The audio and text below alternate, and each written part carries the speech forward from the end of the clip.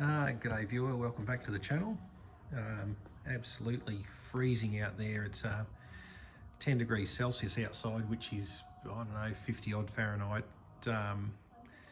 Anyway, here we go. We've made some progress with the inlet manifold on the legendary Hemi 265 here in Australia.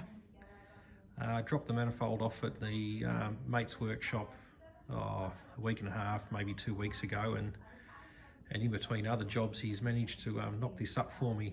And what we've done here is made some screw-in adapters that go into the manifold.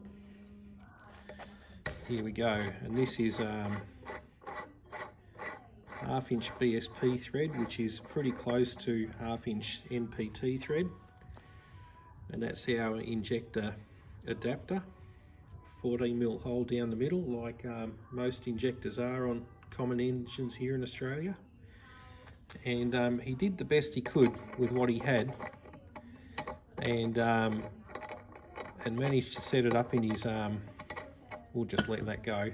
Managed to set up in his machine and give it a fair angle so that the injector's got not a bad shot at the back of the valve. That's the theory. And he's done a pretty good job. I'm quite happy with that. And if we just spy down this hole here, we can see that there you go, that's where the injector's going to sit. And of course, all that'll be, once it's screwed and glued in, I'll get some do some homework on a sealing agent so that we can put some sealant around the threads so that we don't get any vacuum leaks around there when the engine's up and running. And yeah, so off-the-shelf injectors, which is awesome. I'm just using the Barra injectors. You know, it's a 4-litre engine. The Hemi 265's a 4.3-litre engine, so they're going to be more than capable of running it. And so the injectors will sit in there just like so. We'll put a little O-ring on the end of that and seat that there. And then for the top of the injector, we've bought this off our online store. Everyone knows the online store I'm talking about, and this, you can just buy this stuff. It's injector rail, and you can buy it in any length you really like, and I picked, I think, 600mm, because that's about what we need to cover the manifold, as you can see there. And all you have to do is drill the corresponding 14mm hole in the top. So the O-ring will seal the you know, your 68 or 42 psi of fuel pressure in there. We'll make some brackets to bolt it to the manifold so it doesn't get too excited and spray fuel over the exhaust manifold, which sits here and here and here and here and here and here and here, and that would lead to grief if you're going down the road and you've got raw fuel at pressure spraying right onto your exhaust manifold. So I'm pretty happy, really happy with that, how that's turned out.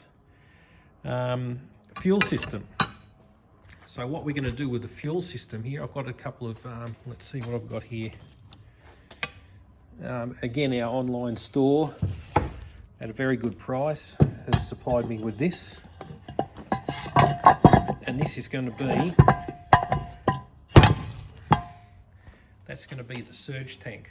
So the conventional engine will have its lift pump, will supply fuel into here, and I'll probably plug one of them or fit an adapter in there with maybe a 1mm hole, so some of the fuel can go back to the tank, and so it doesn't get too hot in there.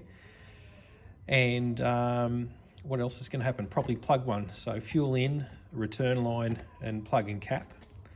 And then I'm not overly sold again on the rumour mill. These are a bit of a Bosch 044 knockoff, and they tend to be very, very noisy in operation.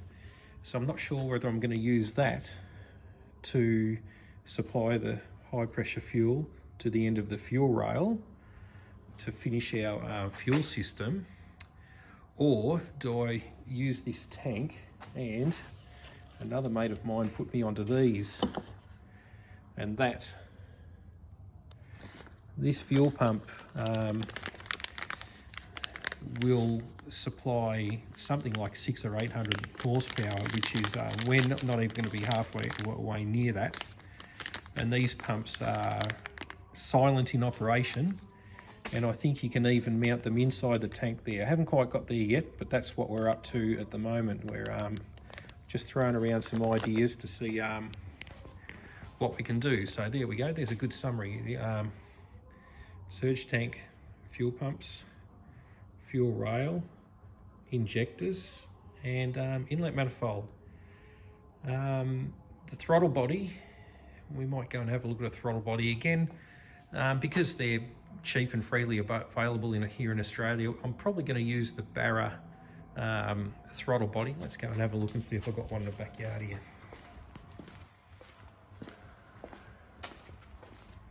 There we go, right here, there's a Barra. Some wiper linkages off something, but probably going to use this throttle body to run the Hemi.